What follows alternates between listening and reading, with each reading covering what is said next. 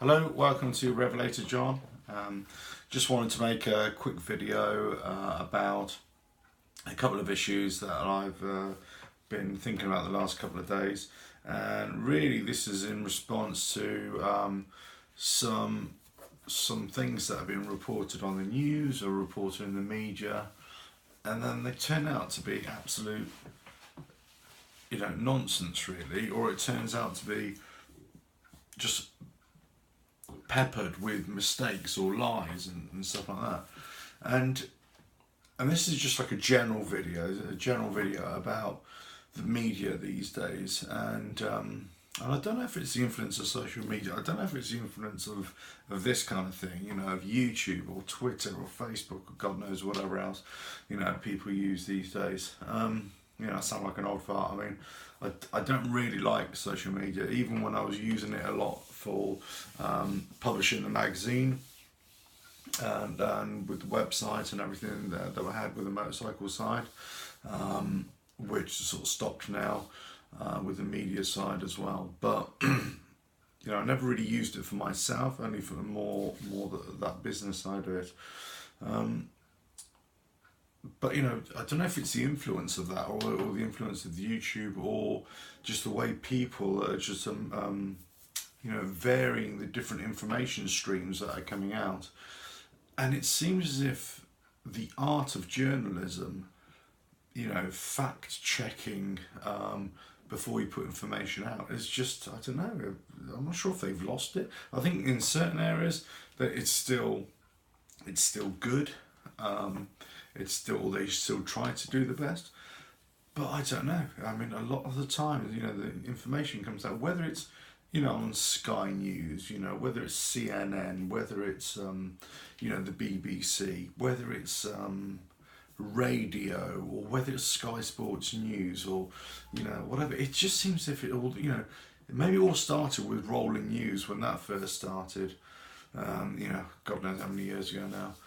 But it's just almost like they're trying to find stuff to put out there, and they're trying to find stuff either to print or to broadcast, and it's just like it's almost like a spin on a spin on a spin, and sometimes there's somebody whispers something. It might be an opinion or a thought or a hypothesis. Oh, I wonder if what happened is. Then somebody else hears it, and they kind of twist it to say, oh, the rumours, there are rumours now that so-and-so has done this, or this club or this business might be doing this. They think, well, it's not a rumour.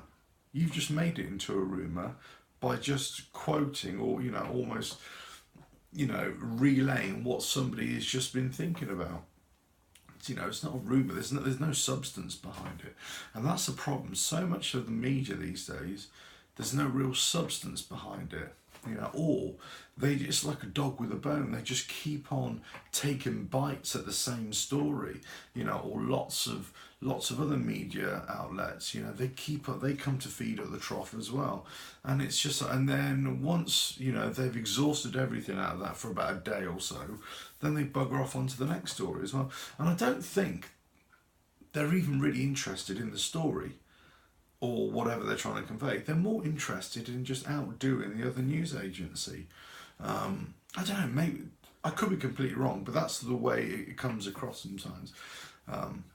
Especially in the rolling news, and it's we've got the latest in this, and stand by for the major scoop of the year and everything.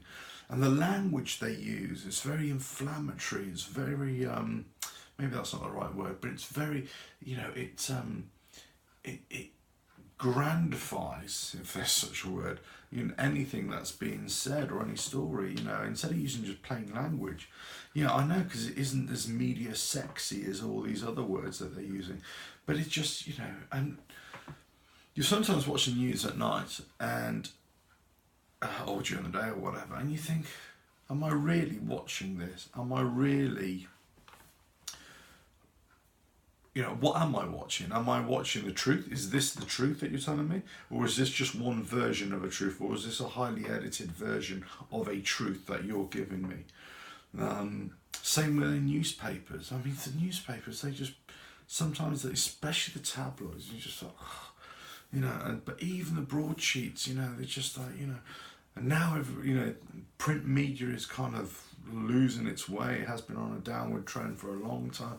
I certainly found that out, you know, when I had the magazine as well.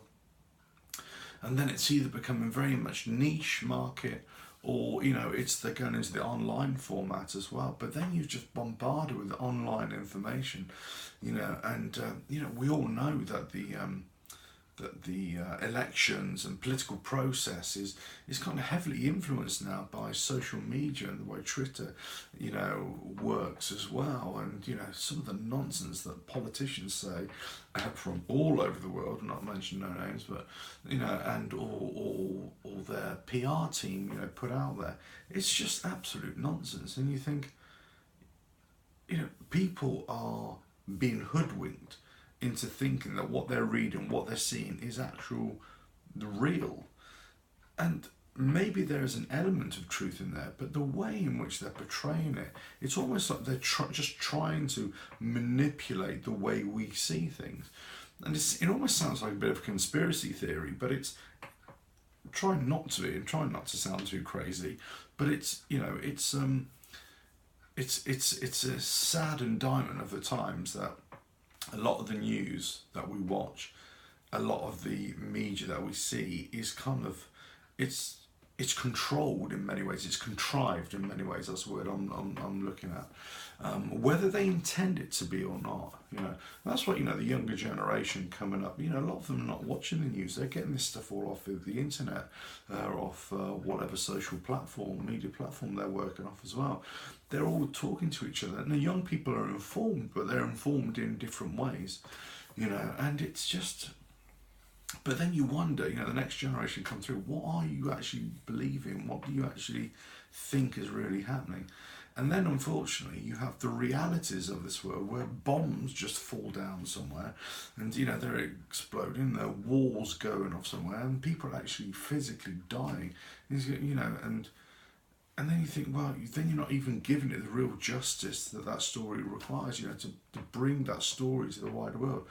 But then when we get that information, we're so desensitized to this kind of stuff that even an atrocity, even 235 people dying in one hit, or a few hundred people here, or whatever, and it's like it's all forgotten the next day.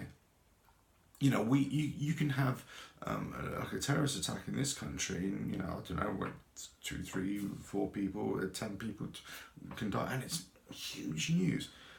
But just on the other side of the world, you know, 100 people, 200 people are dying every single day, and it's hardly reported at all. It's as if it's not, you know, a war can break out and it'd be massive news, but then after, as the war progresses, you know, that horror that we should feel about going to war, we're not feeling it anymore. And you know, the horror that we should sense about people getting hurt and dying, or bad things happening to people, not just in wars, but in you know, everyday life, or how the news is just overtaken by a political process, whether it's Brexit or whatever, and it's just like, you know, I wish the media, whatever it is, whatever platform they use, you know, whether it's online, whether it's broadcast, radio, TV, whether it's the print, you know, newspapers, they would just give us some proper facts and give us an honest appraisal, an honest view of what's going on out there. But you know, this video is not going to make any difference, and nobody's going to be interested in my opinion, I'm sure. You know, and you know, maybe some of you might be interested in this, and maybe some of you think like this as well. But you know, I'll be watching the news, and you know, I watch a lot of sports news as well, because I'm big into my sports as well. Whether it's motor racing, but you know, obviously definitely football. But you know, a lot of that I just watch it, and it's just, you know, drip feeding, sensationalising, that's the word I was looking for. They're sensationalising every little bit of information that comes out as if it's the biggest, you know, biggest news that come out, oh, West Ham have just maybe possibly gonna think about signing somebody else, and you know, oh, you know, Manchester United almost did concede a corner, you know, all that kind of stuff. And it's just a bit too much. And sometimes maybe for a middle-aged guy like me, I'm almost like, you get to that point in your life and you go, really, you know, come on. Yeah, I know, I just used the really word as well, you know, but come on, you're just a bit too long in the tooth to fall for all this crap anymore, you know. And maybe I'm just getting to be a grumpy old bastard, I don't know, I probably am actually. But anyway, that's my take on bullshit media reports. And you know, you just wish that you're a journalist, whatever journalist you are, pretend to be, you know, do a good job, check your facts. And I think I've just remembered what really sparked this, and this sparked this a few weeks ago. Well, it might have been about 3 weeks ago, I can't even remember now, but it was basically when the BBC started on Twitter, I think it started, then it went into Sky Sports and everybody, and it kind of mushroomed into all the news agencies. And it was when we lost West Ham United, we lost the match, and then one individual, I think it was one individual, phoned 999 to, you know, complain about West Ham losing. And then they put it out, you know, West Ham fans shouldn't be, you know, calling emergency services. And it was one fan. It wasn't thousands of fans. It was just one fan, you know. So come on, perspective here. Have perspective, you know. And also, why don't you also say that actually the 999 services get random bogus calls from people of all walks of life every single day, you know, on lots of different issues, you know. So, you know, just to single out one particular West Ham fan and make it as a general West Ham fan is a bit nonsense, really. But that's the kind of thing that snowballs out of control, really. And then all of a sudden, you almost like you're, you know, the butt of everybody's jokes, you know, for whatever reason. It's just like you've manipulated this story to create a story out of nothing, you know. It's just nonsense. Anyway, so that's my take on it. Just be careful what you read and be careful what you watch, and always, you know, always wonder. You know, I'm one of the world's biggest skeptics anyway, so there you go. All right, cheers, keep on watching, thanks.